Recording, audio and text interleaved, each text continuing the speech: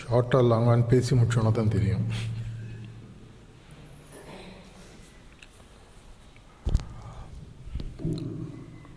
அனைவருக்கும் காலை வணக்கம். பொங்கல் முடிஞ்ச உடனே உங்களை சந்திக்கிறதுல ஒரு மகிழ்ச்சி. இந்த நார்மலாக பொங்கல் ஆரம்பிக்கும் பொழுது முன்னாடி நாள் பார்த்தீங்கன்னா இந்த போகி பண்டிகை, இதில் எல்லாரும் ஒரு விஷயம் ஸ்டாண்டர்டாக சொல்லுவாங்க. என்ன சொல்லுவாங்க? பழையன கழிதலும் புதியன புகுதலும். இதில் எனக்கு ஒரு கொஞ்சம் மாற்று கருத்து உண்டு. இன்ஃபேக்ட் நான் பல இடங்களில் சொல்லக்கூடிய விஷயம், முக்கியமாக நம்மளுடைய ஹார்ட்ஃபுல்னஸ் அபியாசிகள்கிட்ட பேசும்பொழுதோ இல்லை ஃபங்க்ஷனரிஸ்ட்டு பேசும்போது சொல்லக்கூடிய விஷயம், ஆக்சுவலாக பார்த்தீங்கன்னா புதியன கழிதலும் பழையன புகுதலும் நம்மளுக்கு ரொம்ப முக்கியம். இது கேட்கும்போது நீங்கள் ஒரு வேளை யோசிக்கலாம், அது எப்படிங்க அது எல்லாரும் சொல்கிறத நீங்கள் மாற்றி சொல்லிட்டுருக்கீங்க. இன்றைக்கி இருக்கக்கூடிய காலகட்டத்தில் முக்கியமாக உங்களுடைய ஒரு ஃப்ளாஷ்பேக் பட்டனை அமைக்கிறீங்கன்னா, நீங்கள் எவ்வளோ வருஷம் இந்த மிஷனில் இருந்தீங்கன்னு தெரில. ஒரு காலகட்டத்தில் சத்சங்கிறது மினிமம் 1 hour, 1 hour கம்மியாக சத்சங் கொடுத்தா சாரிஜி மகாராஜ் திட்டுவார். அதோட என்ன உனக்கு வேலை, 1/2 மணி நேரத்தில் முடிச்சுட்டு வர அப்படின்னுவார். சுலோச்சனா மாமி எவ்வளோ பேருக்கு உங்களுக்கு தெரியாது. அவங்களுடைய சத்சங்கெலாம் நார்மலாக பார்த்தீங்கன்னா மினிமம் 70லேருந்து 75 நிமிஷம் இருக்கும். இன்றைக்கி ஆனால் பார்த்தீங்கன்னா சத்சங் ஒரு 15-20 நிமிஷத்துக்கு மேலே போச்சுன்னா அபியாசிலாம் நம்மளுக்கு குரல் கொடுக்க ஆரம்பம். இன்றைக்கி கொஞ்சம் வந்துட்டு இருந்தது. எதனாலன்னு சொல்லி பார்த்தீங்கன்னா, நமக்கு இன்றைக்கி இந்த கால கட்டங்கள் எப்படி இருக்கோ அதுக்கேற்ற மாதிரி பல பழக்க வழக்கங்களை, நம்ம நல்ல பழக்க வழக்கங்களை தொலைச்சிட்டு தேவையில்லாத பல பழக்க வழக்கங்களை வாங்கிட்டுருக்கோம். உதாரணத்துக்கு ரீசெண்டாக நான் ஒரு டேட்டா பாயிண்ட் படிச்சுட்டு இருந்தேன். ஒரு நாளைக்கு ஒரு ஆவரேஜ் சராசரி இந்தியன் 3-4 மணி நேரம் மொபைல் ஃபோனில் நோண்டிகிட்ருக்காங்க. அதாவது அவங்களுடைய அஃபிஷியல் வேலை இல்லாமல். இன்றைக்கி எல்லாருக்குமே பார்த்திங்கன்னா நம்மளோட அனைத்து வேலைகளும் மொபைல் ஃபோன்லேயே முடிஞ்சிடுது. அந்த வேலை செய்கிற நேரத்தை விட்டு நம்ம பொழுதுபோக்குக்காகவும் தேவையில்லாத விஷயங்களை நோண்டுறது மட்டுமே 3-3.5 மணி நேரம். மொபைல் ஃபோன்லாம் ஒரு காலத்தில் கிடையாது. முதல்ல நல்லா ஞாபகம் 92-93 இருக்கும். இந்தியாவுக்கு அப்போ மொபைல் ஃபோன் இன்னும் வரல. அப்போ ஒரு ஆனந்த விடனில் ஒரு ஆர்டிக்கிள் ஒன்று வந்தது. ரஜினிகாந்த் அவர் ஒரு தடவை அமெரிக்கா போயிட்டு வரும்பொழுது கையில் ஒரு மொபைல் ஃபோன் எடுத்து வந்து ஒரு ஃபோட்டோவோடு வந்து, இனிமேல் எதிர்காலத்தில் நம்ம ஒயரே இல்லாமல் ஒரு ஊரில் இந்த ஊர் கடைசியில் அந்த ஊர் கடைசிக்கு இந்த இன்ஸ்ட்ருமெண்ட் மூலமாக பேசலாம். அது படிக்கும்போது கொஞ்சம் காமெடியாக இருந்தது, இதெல்லாம் கூட நடக்குமா அப்படின்னு. ஏன்னா பேஜர் வந்தபோது அதுவே ஒரு பெரிய ரெவல்யூஷனாக இருந்தது. அதுக்கு முன்னாடி லேண்ட்லைன், அதுக்கு முன்னாடி பார்த்தீங்கன்னா நேரடியாக தான் போய் பேசிட்டு வரணும். அப்படி இருக்கும்பொழுது ஆக்சுவலாக பார்த்தீங்கன்னா மனிதர்களுக்குள் தொடர்புகள் இன்னும் பெட்டராக இருந்தது நான் நினைக்கிறேன். அதனால் இன்றைக்கி இருக்கிறவங்களுக்கெல்லாம் மனித தொடர்புகள் இல்லாமல் இல்லை. ஆனால் இப்போ எப்படி ஆகிடுதுன்னா, ஒரு காமனாக ஒரு ஃபேமிலி மீட்டிங் நடக்கணுன்னா ஒய்ஃபை ஆஃப் பண்ணால் தான் நடக்குது. ஐயோ என்ன ஒய்ஃபை கட் ஆகிடுச்சு, என்ன ஆச்சு அப்படின்னு எல்லாம் ஆளுக்கு வருவாங்களாம். அப்போ தான் டக்குன்னு எல்லா ஃபேமிலி மெம்பர்ஸும் பேசணும் அப்படின்னு சொல்லுவாங்க. இதை மாதிரி நமக்கு இன்றைக்கி இருக்கக்கூடிய காலகட்டத்தில் முக்கியமாக இந்த ஆன்மீக தொடர்பு எந்த அளவுக்கு இது ஆகிடுதுன்னா, இப்போ தாஜி லாஸ்ட் 2 வருஷமாக மீண்டும் மீண்டும் மீண்டும் அபியாசிகளுக்கும் ப்ரிசெப்டர்ஸ்க்கும் ஒரு முக்கியமான ஒரு பாயிண்ட் சொல்லிகிட்டே இருக்கார். இந்த விர்ச்சுவல் சிட்டிங், ரிமோட் சிட்டிங் எல்லாத்தையும் நிறுத்திட்டு தயவு செஞ்சு நேரடியாக face to face in person sitting நிறையா போங்க.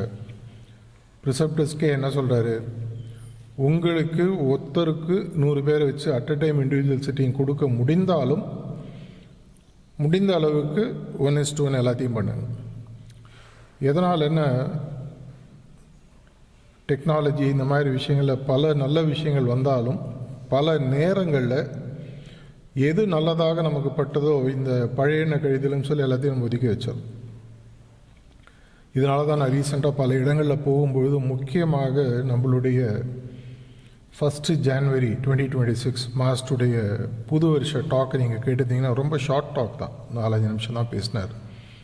ஆனால் ரொம்ப ஒரு முக்கியமான கருத்தை அதில் நான் எடுத்துட்டேன். நீங்கள் எவ்வளோ பேர் அதை எப்படி எடுத்துனீங்கன்னு எனக்கு தெரில. அவர் சொன்ன ஒரு விஷயம், பாபுஜி மகாராஜ் சொல்லியிருக்காரு, 7 மாதங்களில் குறிக்கோளை அடைய முடியும். அப்படி ஒரு குருநாதர் சொல்கிறாருன்னா என்ன அர்த்தம்னா, அவங்க முடிஞ்ச அளவுக்கு சூட்சமாக தான் பேசுவாங்க. நேரடியாக அவங்க எதையுமே ஒரு விஷயத்தை செய் அப்படின்னு சொல்ல மாட்டாங்க. இந்த 7 மாதங்களில் குறிக்கோளை அடைய முடியும் அப்படின்னா என்ன அர்த்தம், நான் அதுக்கு தயாராக இருக்கேன், வந்து எடுத்துக்கங்க. பாபுஜி மகாராஜுடைய ஃபேமஸ் ஸ்டேட்மெண்ட்டை சாரிஜி மகாராஜ் அடிக்கடி சொல்லுவார், கம் அண்ட் லூட் மீ, என்னை வந்து கொள்ளையடி, கொடுப்பதற்கு நான் தயாராக இருக்கிறேன். ஆனால் நம்ம எவ்வளோ பேர் இந்த 7 மாதத்தில் இந்த குறிக்கோளை அடைவதற்கு உண்மையாகவே தயாராக இருக்கிறோம்? இதை பற்றி நான் 4th ஜான்வரி வருஷப்பிறப்பு முடிஞ்சதுக்கப்புறம் ஆரணி சென்டர் போகும்போது பேசினது யூடியூப்பில் பார்த்தீங்கன்னா இங்கே இருக்கும். அதில் நான் சொன்ன ஒரு முக்கியமான விஷயம், இந்த 7 மாதங்கள் ஒரு கொடுக்கறதுக்கு தயாராக இருக்கணும்னா, இன்றைக்கி இந்த ரூமில் இருக்கிறவங்க அநேகமாக எனக்கு மூஞ்சியில் தெரிஞ்ச வரைக்கும் எல்லாரும் 7 மாதத்துக்கு மேலே இந்த சிஸ்டமில் இருக்கும். அப்படின்னா டெக்னிக்கலி நம்ம இந்த குறிக்கோளை அடைஞ்சிருக்கணும். அடைஞ்சோமா இல்லையான்றது உங்களுக்கும் அவருக்கும் தான் தெரியும். கண்டவர் சொன்னதில்லை, சொன்னவர் கண்டதில்லைன்னு தமிழில் சொல்லுவாங்க. ஆனால் அப்படி அடையலை அப்படின்னு சொன்னால் அதை அடைவதற்கு, அதை கொடுப்பதற்கு அவர் தயார் நிலையில் இருக்கார். அவர் தயார் நிலையில் இருந்தால் நம்ம அதற்கு வாங்கிறதுக்கு நம்ம ரெடியாக இருக்கோமா? இதுதான் அந்த ஆரணி டாக்கில் நான் சொன்ன ஒரு விஷயம். இதற்கு அப்படின்னா நம்ம என்ன பண்ணணும்? முக்கியமாக நான் சொன்னது, எவ்வளோ வருஷம் நம்ம சிஸ்டமில் இருந்தோன்றது முக்கியம் இல்லை. ஆனால் இன்றைக்கி நான் ஒரு தயார் நிலையில் இந்த குறிக்கோளை அடைவதற்கு ரெடியாக இருக்கேன் அப்படின்னு சொன்னால், முடிஞ்சதுன்னா இனிலேருந்து இந்த சிஸ்டமை நம்ம ஃபஸ்ட்டு டைம் வர மாதிரி ஆரம்பிக்கிறது பெட்டராக இருக்கும். பல நேரங்களில் சாரிஜி மகாராஜ் சொல்லக்கூடிய ஒரு விஷயம், தாஜி அதை பற்றி அடிக்கடி சொல்லியிருக்கார். உங்களுடைய முதல் சிட்டிங் நடந்த அன்றைக்கி டைரியில் இருக்கிற என்ட்ரியை போய் பாருங்கள். அநேகமாக நம்ம எல்லாருமே பார்த்திங்கன்னா இருப்பதுக்கும் என் வாழ்நாளில் மறக்க முடியாத ஒரு விஷயம், இதை மாதிரி ஒரு சிஸ்டம் எனக்கு கிடைக்கல. நானும் கிட்டத்தட்ட அப்படி தான் எழுதினேன். ஆனால் அதுக்கப்புறம் என்ன ஆகிடுதுன்னா, நமக்கு இந்த ப்ராக்சிமிட்டி ப்ரீட்ஸ் கண்டெம்ட் அப்படின்ற மாதிரி கூடயே இருந்து இருந்து இருந்து ஒரு மாதிரி அந்த சொரணை எல்லாம் போயிடுது.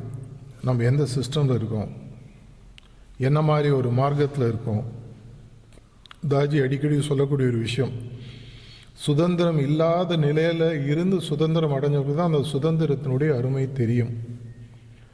நம்ம இன்னைக்கு இருக்கக்கூடிய மார்க்கத்தில் நம்ம யாருமே வந்து பிறந்த பொழுது, அட்லீஸ்ட் இந்த ரூமில் இருக்கிறவங்க கண்டிப்பாக ஏற்கனவே இந்த சிஸ்டம் உலகத்தில் இருந்தது. லாலாஜி மகாராஜ் இந்த சிஸ்டமை ரீஇன்வென்ட் பண்ணி நமக்கு கொடுத்து ஒரு 100-120 வருஷம் ஆனத்தில் பார்த்தீங்கன்னா, நம்ம வரும்போது இது இருந்தது. நம்ம ஏதோ ஒரு காலகட்டத்தில் உள்ள வரோம். இந்த சகஜ மார்க்கம், ஹார்ட்ஃபுல்னஸ், இந்த பிராணாகுத்தின்ற இல்லாத ஒரு காலம் நமக்கு தெரியாது. எதிர்காலத்தில் இருக்குமா இல்லையா? ஃபார்ச்சுனேட்லி விஸ்பர்ஸில் லாலாஜி மகாராஜ் கமிட் பண்ணியிருக்கார், Sahaj Marg will be available into perpetuity up to மகாபிரளயான்னு சொல்லியிருக்கார். மகாபிரளயான்றது ஒன்று நடக்கக்கூடிய காலகட்டம் வரைக்கும் சஹஜ் மார்க்கம் கண்டிப்பாக இருக்கும். அப்படி இருக்கும்போது நமக்கு என்ன ஆகுதுன்னா, பல நேரத்தில் வந்து மாஸ்டர்ஸே நம்ம சாதாரணமாக எடுத்துக்கிறோம். ஒரு இன்கார்னேட் மாஸ்டர்ன்றது வந்து இப்போ தான் ஒரு 4 ஜென்ரேஷனாக இந்த உலகம் பார்த்துட்ருக்கு. அதுக்கு முன்னாடி இருந்த பல குருநாதர்கள், மெசஞ்சர்ஸ், இல்லை மெசையான்னு சொல்கிறவங்களாம் இந்தளவுக்கு ஹைலி எவால்வ் சோல்ஸ் கிடையாது. இது தியரிட்டிக்கலாக நமக்கு புரியும், ப்ராக்டிக்கலாக புரியுமா எனக்கு அது தெரியல, அனுபவித்தவங்களுக்கு தான் தெரியும். அப்படி இருக்கும்பொழுது என்ன ஆகுதுன்னு சொன்னீங்கன்னா, நமக்கு புதிதாக கிடைத்த பல விஷயங்களால் உண்மையில் பழையதாக இருந்து அதனுடைய புனிதத்துவம் என்னவாக இருந்ததுன்றது தெரியாத ஒரு நிலையில் நம்ம இருக்கோமோ அப்படின்ற ஒரு எண்ணம் எனக்கு அடிக்கடி வரும். அப்படி இருக்கணும்னா என்ன பண்ணணும்? ஆங்கிலத்தில் இந்த 7 year ரிச் அப்படின்னு சொல்லுவாங்க. கல்யாணமாகி இங்கே எவ்வளோ பேருக்கு கல்யாணம் ஆகிருக்குன்னு தெரியல, கல்யாணம் ஆனவங்களுக்கு தெரியும். அந்த 7 வருஷம் வரும்போது விட்டுட்டு போயிடலாமான்னு தோணுமா? அந்த இங்கிலீஷில் அது ஒரு ப்ராபவே இருக்குது, 7 year itch அப்படின்னு சொல்லி. அந்த 7 வருஷம் ஆகக்கூடிய நேரத்தில் ஐயோ இது ஏன் போர் அடிக்குது அப்படின்றப்போ அவங்க என்ன சொல்கிறாங்கன்னா, press the restart button and start all over again. ஒரு ரீசெட் பட்டன் அழுத்திட்டு முதலேருந்து ஆரம்பிங்க. ஒய்ஃபையை திரும்பி டேட் பண்ணுங்கள், அதுக்குன்னு திரும்பி டைவர்ஸ் பண்ணி கல்யாணம் பண்ணிக்கோலாம். முதல்லேருந்து ஆரம்பிங்க. அந்த ரிலேஷன்ஷிப்னுடைய ஃப்ரெஷ்னஸ் உங்களுக்கு புரியணும். அப்படி நமக்கு இந்த ஹார்ட்ஃபுல்னஸ் பயிற்சியினுடைய ஃப்ரெஷ்னஸ் புரிஞ்சு, நான் ஆரணியில் சொன்ன ஒரு உதாரணத்தை மீண்டும் சொல்ல விருப்பப்படுறேன். ஒரு தராசை எடுத்துக்கோங்க. இந்த தராசில் ஒரு பக்கத்தில் 1.5 கோடி வருஷம் எழுதி வச்சுக்கோங்க. தராசிலுடைய இன்னொரு பக்கத்தில் 7 மாதம் எழுதி வச்சுக்கோங்க. ஒரு குருநாதர் இல்லாமல் பிராணாகுதி, சுத்திகரிப்பு, பிரார்த்தனை அப்படின்னு இல்லாத ஒரு மார்க்கத்தில் நீங்கள் சுயமாக முயற்சி செய்து பிறந்ததிலிருந்து இறப்பு வரைக்கும் 24 மணி நேரமும் தியானம் செய்து, அதே மாதிரி 1.5 கோடி வருடங்கள் தியானம் செஞ்சாதான் நம்மளுடைய மார்க்கத்தில் ஒரு நாளைக்கு 1-1.5 மணி நேரம் ஒதுக்குவதன் மூலம் குருநாதரின் உதவியுடன், பிராணாகுதியின் உதவியுடன், சுத்திகரிப்பின் உதவியுடன், பிரார்த்தனையின் உதவியுடன் அடையக்கூடிய குறிக்கோளை 1.5 கோடி வருஷம் ஆகும். 7 மாதம் பெருசா, 1.5 கோடி வருஷம் பெருசா? இந்த ஒரு முக்கியமான முடிவை நம்ம ஏற்கனவே எடுத்திருக்கோம். ஆனால் அதனுடைய முக்கியத்துவம் ஒருவேளை புரியாமல் போயிருக்கலாம். சார்ஜி மகாராஜ் ஒரு முறை ஒருத்தர் கேட்டார், சஹஜ் மார்க்கில் ஏதாவது ஷார்ட்கட் இருக்கா அப்படின்னார். அது சிரிச்சுன்னு சார்ஜி மகாராஜ் சொன்னார், சஹஜ் மார்க்கே ஒரு ஷார்ட்கட் தான், இதில் உனக்கு ஷார்ட்கட் ஒன்றுமா? அந்த அளவுக்கு வேகமாக குறிக்கோளை நோக்கி, குறிக்கோள்ன்றது முதல்ல புரியணும், அது புரிஞ்சு அது மேலே ஒரு தாக்கம் வரணும், அந்த தாக்கம் செயலாக மாறணும், அந்த செயலானது குறிக்கோளை அடையும் வரை விடாமல் இருக்கணும். இதுதான் நம்ம சகோதரர் பேசும்போது கன்சிஸ்டன்சின்னு சொன்னார். நம்மளுடைய மார்க்கத்தில் நம்மளுக்கு புத்திசாலித்தனம் தேவை இல்லை. எது எது தேவையோ அது எல்லாத்தையும் குருநாதர்கள் ஏற்கனவே கண்டுபிடிச்சிட்டாங்க. ஏதாவது மாற்றம் ஒன்றாலும் அவங்க பார்த்துக்கிட்டாங்க. ஒரு காமெடியில் சொல்கிற மாதிரி எல்லாம் மேலே இருக்கிறவங்க பார்த்துக்கிட்டோம். நம்ம ஒன்றும் புதுசாக பண்ண வேணாம். பாயிண்ட் A and Bயாக இருக்கட்டும், பாயிண்ட் Cயாக இருக்கட்டும், பாயிண்ட் Dயாக இருக்கட்டும், AEIOவாக இருக்கட்டும், எதுவாக இருந்தாலும் நமக்கு எது தேவையோ, காலத்தின் தேவைக்கு ஏற்றாற்போல் என்ன மாறுதல்கள் வேண்டுமோ அதை கண்டுபிடித்து குருநாதர்கள் கொடுத்து கொண்டிருக்கிறார். பாபுஜி சொல்கிற மாதிரி fools progress faster in spirituality. முட்டாள்கள் தான் ஆன்மீகத்தில் முன்னேறினா அவங்களுக்கு கேள்வி கிடையாது. புத்திசாலிட்டு என்ன பிரச்சனை, கேள்வி கேட்டே லைஃப் ஓட்டிடும், அதுக்குள்ளே லைஃப் முடிஞ்சிடும். அப்படி இருக்கக்கூடிய பட்சத்தில் நம்ம என்ன பண்ண முடியும் அப்படின்னு பார்த்தீங்கன்னா, இந்த பழையன புகுதலும் நான் சொன்ன மாதிரி முடிஞ்சதுன்னா, இதை நான் என்னோடய வாழ்க்கையில் 2-3 முறை ஏற்கனவே பண்ணியிருக்கேன். அதனால் என்னால் தைரியமாக சொல்ல முடியும். இன்றைக்கி ஒரு புது பிகினிங். இன்றைக்கி நான் முதல்ல போயிட்டு என்னுடைய 3 சிட்டிங் ஆரம்பித்த மாதிரி இன்றைக்கி நான் ஃப்ரெஷ்ஷாக ஆரம்பிக்கிறேன். முதல் சிட்டிங் எடுத்துக்கோங்க, நாளைக்கு 2வது சிட்டிங் எடுங்க, நாளைக்கு 3வது சிட்டிங் எடுத்துக்கோங்க, தப்பு இல்லை. நீங்கள் அபியாசியாக இருந்தாலும், இல்லை ஒரு இன்டென்ஸ் அபியாசி, இல்லை ப்ரிசெப்டராக இருந்தாலோ, ஃபங்க்ஷனரியாக இருந்தாலோ, வாலண்டியராக இருந்தாலோ, முதல் முறையாக எடுக்கிற மாதிரி ஒருத்தட்ட போய் இன்ட்ரடக்ஷன் சிட்டிங் எடுத்துக்கோங்க. இது எனக்கு ஒரு முறை 2013 சொல்லி நான் அதை செஞ்சுருக்கேன்னு நல்லா ஞாபகம் இருக்குது. Start as if you starting all over again அப்படின்னாரு. நான் போய் ஒரு ப்ரிசெப்டர் 3 சிட்டிங் எடுத்து ஆரம்பித்தேன். அதனுடைய தாக்கங்கள், விளைவுகள் என்னன்றது எனக்கு தெரியும். அப்படி முடித்த அந்த 3வது நாள் இதுக்கு அப்புறமாக 7 மாதத்துக்கு ஒரு கேலண்டர் வச்சுக்கோங்க. அவர் சொன்னதில் ஒரு முக்கியமான சூட்சுமம் என்னன்னு பார்த்தீங்கன்னா, 7 மாதங்களில் குறிக்கோளை அடைய முடியும். ஆனால் அந்த 7 மாதங்கள் எப்படி இருக்கணும்னா, இன்றைக்கி நான் பண்ணுறது நாளைக்கு அதனுடைய கண்டினியூஷனாக இருக்கணும், 3வது நாள் 2வது நாளுடைய கண்டினியூஷனாக இருக்கணும், 4வது நாள் 3வது நாளுடைய கண்டினியூஷனாக இருக்கணும். நான் இன்றைக்கி ஸ்கூலுக்கு போய் 1ஆம் கிளாஸ் முடிச்சுட்டு அடுத்த வருஷம் போய் திரும்பி 1ஆம் கிளாஸில் உட்காந்தா பிரயோஜனம் இல்லை, 2ஆம் கிளாஸ் போயிருக்கணும். அதை போன்று என்னுடைய ப்ராக்டிஸை இன்றைக்கி நான் ரீஸ்டார்ட் பண்ணுறேன் அப்படின்னு சொன்னால், இன்றைக்கி என்ன தேதியோ எழுதிக்கோங்க. இது என்றைக்கு ஆரம்பிக்கிறீங்களோ, இன்றைக்கோ நாளைக்கோ, இன்றைக்கி 18ன்னு வச்சுக்கோங்க, இல்லை நாளைக்கு ஆரம்பிங்க, நாளைக்கு ஆரம்பிக்கிறேன். அந்த 3வது நாள் முடித்ததுலேருந்து 7 மாதம் ஒரு கேலண்டர் டெய்லி ஓப்பன் பண்ணி, என்னுடைய தினசரி பயிற்சி குருநாதரின் எதிர்பார்ப்பின் போல் இன்று அமைந்ததா இல்லையா? அந்த காலத்தில் ஒரு காமெடி சீன் பார்த்துருப்பீங்க. பரோட்டா சாப்பிட்றத வச்சு எவ்வளோடா சாப்பிட்டா 71 தவிர இல்லை, முதலேருந்து ஆரம்பி.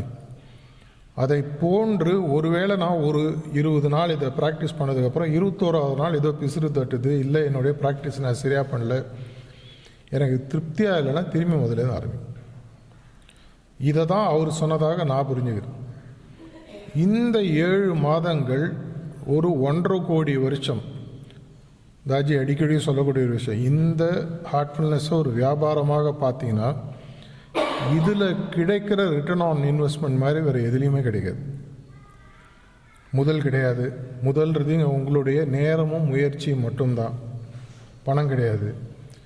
டைம் நம்ம யாரும் இல்லைன்னு சொல்ல முடியாது, எல்லாருக்குமே டைம் இருக்குது. டைம் இல்லாத யாரும் உலகத்தில் இருக்க முடியாது. நேரத்தை ஒழுங்காக உபயோகிக்க தெரியாதவர்கள் வேணால் இருக்கலாம். இதை என்னால் செய்ய முடிஞ்சதுன்னா டெக்னிக்கலி 18 இல்லை 19 இல்லை 20 ஜூலை 2026 எனக்கு தெரியணும், நான் குறிக்கோளை அடைஞ்சாச்சு. இதை விட என்ன வேணும்? ஒரு மனிதனாக பிறப்பதே ஒரு பெரிய ஒரு என்ன சொல்கிறது, இயற்கை கொடுத்த வரம். அதை கிடைத்ததுக்கப்புறம் ஒரு கடவுள் இருக்காருன்றதை புரிஞ்சு அந்த கடவுளை அடைவதற்கான ஒரு பாதையை கண்டுபிடித்து அந்த பாதைக்காக நம்ம ஒரு நாளைக்கு 24 மணி நேரத்தில் ஒரு 1.5-2 மணி நேரம் ஒதுக்கினா போதும் நம்மளுடைய ப்ராக்டிஸ்க்கு. நீங்கள் வாலண்டியர் பணி பண்ணுவதோ இல்லை மற்ற பணிகள் செய்வதோ ஒரு போனஸ். 2015 தாஜியுடைய பிறந்தநாள் திருப்பூரில் நடக்கும்போது அவருடைய 28 செப்டம்பர் சத்சங் முடிச்சுட்டு நாங்கள் திரும்பி நடந்து வந்துட்ருக்கோம் ஸ்டேஜ்லேருந்து அவருடைய காட்டேஜுக்கு. அப்போ அப்படி நிறைய பேர் நின்றுட்டுருந்தாங்க. காமிச்சார், இவங்களாம் உனக்கு தெரியுதா? தெரியுது. அப்போ ஒரு ஷாக்கிங்காக ஆனால் ஒரு இன்ட்ரெஸ்டிங்காக ஒரு விஷயம் சொன்னார். when you reach there you will be surprised that none of these faces you will see there அப்படின்னார். இதில் 2 விஷயங்கள் நான் புரிஞ்சேன். முதல்ல எனக்கு ஒரு சின்ன ஒரு சந்தோஷம். when you reach thereன்னு சொன்னார், சரி கொடுத்துட்டார் போல இருக்கு. when you reach there you will be surprised that you won't see these faces there அப்படின்னார். அங்கே இருந்தது எல்லாமே பார்த்தீங்கன்னா மிஷனில் இருக்கிற ஹூஇசு எல்லாம் வரிசையில் நின்றுந்தாங்க, அந்த காலத்து ஹூஇசு. அது சொல்லிவிட்டு ஒரு கேப் விட்டுட்டு அப்புறம் அடுத்த லைன் சொன்னார், அங்கே போகும்போது நீங்கள் பார்க்கக்கூடிய பல முகங்கள் இங்கே ஃப்ரண்ட் லைனில் இருந்து என் பின்னாடி சுற்றுறவங்க யாரோட மூஞ்சி இருக்காது அப்படின்னாரு. அப்புறம் அதுக்கு 1987 கூர்மெட் ப்ரிசெப்டர் கான்ஃபரன்ஸில் நடந்த ஒரு விஷயத்தை சொல்லி, அப்போ ஒரு ப்ரிசெப்டர் கான்ஃபரன்ஸ் ஆக்சுவலாக திருப்பூர்லேயே நடந்துட்டு இருந்தது 2015 செப்டம்பரில். அப்போ போய் அது ஒரு கேள்வியாக நீ அவங்க எல்லாருக்கும் சொல்லு. அந்த 1987 கூர்மெட் கான்ஃபரன்ஸில் பல அபியாசிகளுடைய கண்டிஷனையும் பொசிஷனையும் ஸ்டடி பண்ண சொல்லி சாரிஜி மகாராஜ் பல பேருடைய பேரை பல ப்ரிசெப்டர்ஸ்க்கு அசைன் பண்ணாராம். அதில் இவரும் ஒருத்தர். அப்போ அவர் சொன்ன விஷயம், நான் ஒரு சிஸ்டரை நான் ஸ்டடி பண்ணிவிட்டு சாரிஜி மகாராஜ்கிட்ட போய் சொன்னேன். அவங்க கிட்டத்தட்ட இந்த பொசிஷனில் இருக்காங்க, ரொம்ப ஹை லெவல் பொசிஷன். அப்புறம் பார்த்துட்டு சாரிஜி மகாராஜ் சொல்லிட்டு கரெக்ட், நீ சொன்னது கரெக்ட் அப்படின்னு சொல்லிவிட்டு எதனாலன்னு சொல்லி சில விஷயங்களை சொன்னாராம். அதை தான் இந்த ப்ரிசெப்டர் கான்ஃபரன்ஸில் சொல்லிவிட்டு அவர் கொடுத்த கேள்வி என்னென்னா, எனக்கு அது கேள்வி கொடுக்கறதுக்கு முன்னாடி ஒரு விஷயம் சொன்னார். மணப்பாக்கத்தில் இந்த லேடி அடிக்கடி வருவாங்க, ஆனால் இவங்களையும் பார்த்துருக்க மாட்டேன். ஏன்னா இவங்க காட்டேஜுக்கு வருவாங்க, காட்டேஜுக்கு வெளியில் கேட்டில் நிற்பாங்க. கேட்டு எப்போ எல்லாருக்கும் பொதுவாக திறக்குதோ அப்போ தான் உள்ளே வருவாங்க. நான் பக்கத்தில் வரணும், சாரிஜி மகாராஜை பார்க்கணும், கூட இருக்கணும், ஃபோர்ஸே பண்ண மாட்டாங்க. அவங்க ஹஸ்பண்ட் ஒய்ஃப், அவங்க வருவாங்க போவாங்க, ஆனால் அவங்க இருக்கக்கூடிய பொசிஷனை பாரு அப்படின்னு சொல்லி அவர் எந்த பொசிஷனில் இருக்காங்கன்றது சொன்னார். ரொம்ப ரொம்ப ரொம்ப உயரிய பொசிஷன் வச்சுக்க. இதை செய்வதற்கு உன்னுடைய சின்சியர் ப்ராக்டிஸும் உன்னுடைய ஹார்ட்டும் எப்படி போகிறோம், இது இல்லாமல் 1-2 கண்டிஷன் என்ன ஒன்றுன்றதா இன்றைக்கி கேள்வியாக வச்சுருந்தார்.